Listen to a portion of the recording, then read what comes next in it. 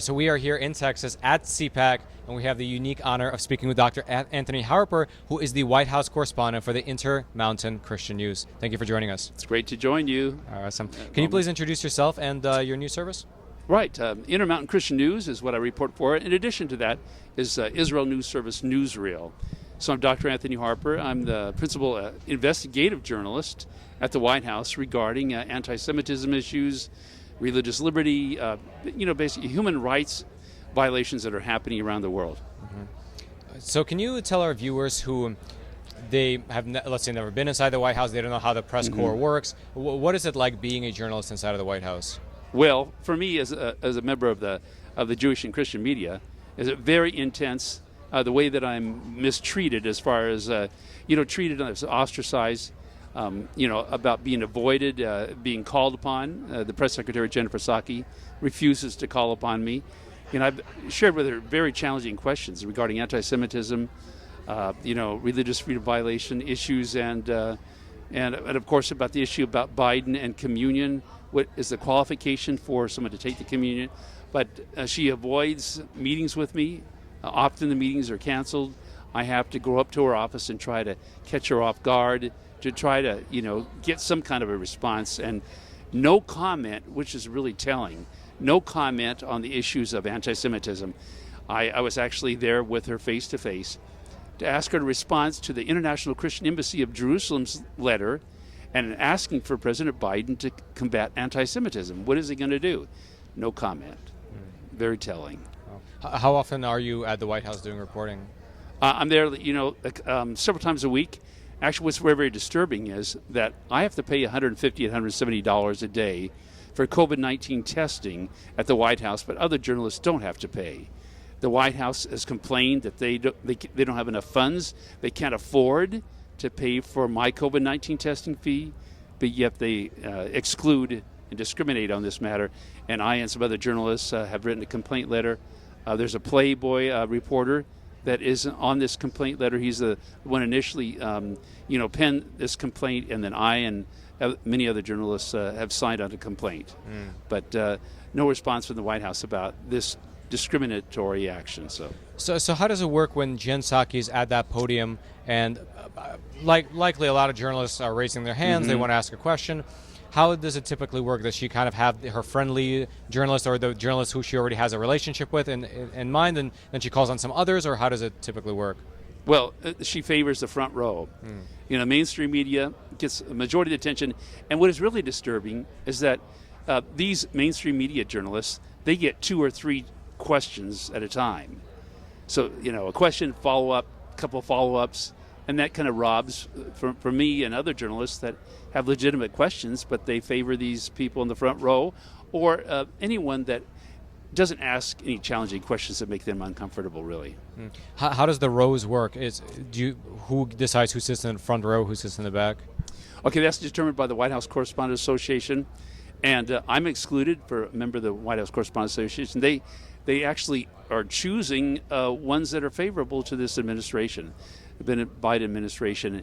And I made a complaint to the White House Correspondents Association, which didn't put me on their good side. The complaint was about the way Sarah Sanders was treated at an annual toast. Sarah Sanders was present there, and the comedian that they hired used vulgarity in referring to Sarah Sanders and President Trump.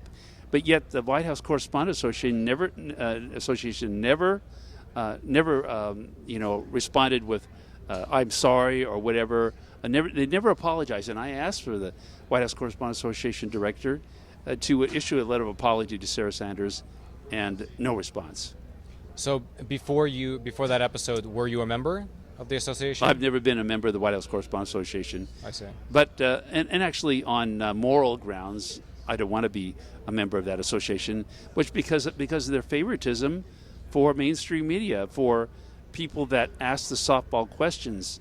I mean, if they're going to be representing journalists, to be fair, they should represent me and other journalists that are being mistreated by the White House. And as far as they should be defending our rights to be there at the White House and talk about the favoritism given to certain journalists and paying for their fees of testing, but not for me and others.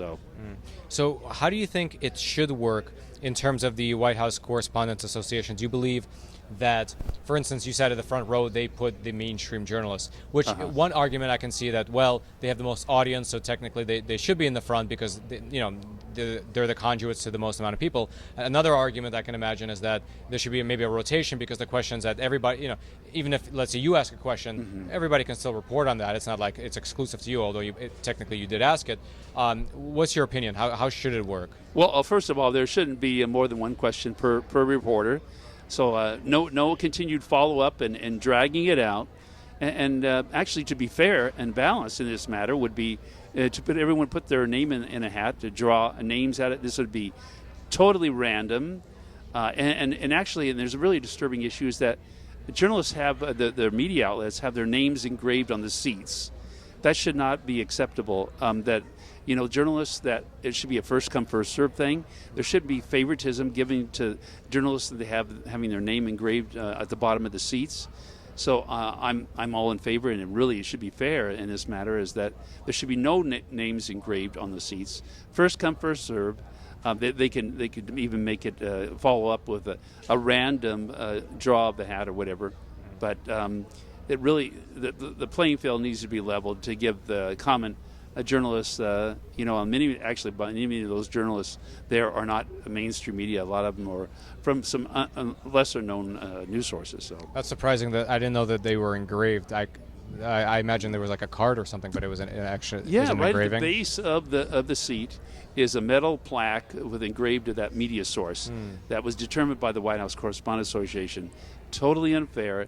It's not equal representation, and so that's what I do to make it fair. Wow. So another question, excuse me, is when President Joe Biden had his, I believe the only time he stood behind and spoke to the press at that podium, he seemed to have the list of reporters prepared ahead of time that he was going to call on. And I read a report that said that prior to that actual Q&A, they did a test run with Joe Biden and the reporters in that room. Do you know anything about that? Is that the case? Can you speak to that? I don't know about that, but I do know that there's a lot of programming. There's a lot of the favoritism. They want the questions ahead of time. I've been fairly up close to President Biden to witness his behavior, the way he walks, his look on his face, and actually what I'd noticed in his debate with President Trump. He had the gaze of an Alzheimer's patient or early dementia. I have a doctorate degree in psychology, so I'm used to observing that behavior and the way he walks. And not only did he fall on the stairs going up to Air Force One, but he was marketed in his walk when I was observing him walking, and I was just about 20 feet away. Very guarded. He looked like he was going to fall over at any moment. So it's very disturbing about this issue. And President Trump's physician did a mental status check on President Trump, and he agreed to that. So, but yet, President Biden really isn't fulfilling his obligation to prove to the world that he's mentally competent, let alone these other physical issues. So, it's a very serious issue about the competency of President Biden. Wow. Is there anything else that you think people should know about the way that the White House treats press, or the way that the relationship works? Well, I think, because I'm there primarily I do a lot of reporting on anti-Semitism. What is unfair is, and what I've noticed a lot, is their very uneasiness issue about Israel, Palestinian state, and all that. So I've shared some details, some historical perspective about the history of Palestine. Was actually the Roman Emperor Hadrian that called this area Palestine way back before the 2nd century AD, and that lie has stuck. There is actually no Palestinian race of people, and people have believed this. So I asked the press secretary, if there is no Palestinian race of people, what's the justification of a Palestinian state? But yet no response. And I want to really sum it up, and I think it's really, to me, very clear in the issue of the Jewish cemetery desecration in Vilnius, Lithuania. Lithuania killed over 200,000 Jews to please Hitler. The Lithuanian officials still have residual anti-Semitism, and this example, I think, really explains overall anti-Semitism very well. And there's a website, savevilna.org, for people to know the plight of the Jewish people and the way they're treated. And if anyone would just actually search on the internet, you can see the occurrences of desecration of Jewish cemeteries around the world, in addition also Christian cemeteries. Dr. Harper, thank you so much. You're welcome. Thank you for letting me join you. Yeah, for sure. Appreciate it.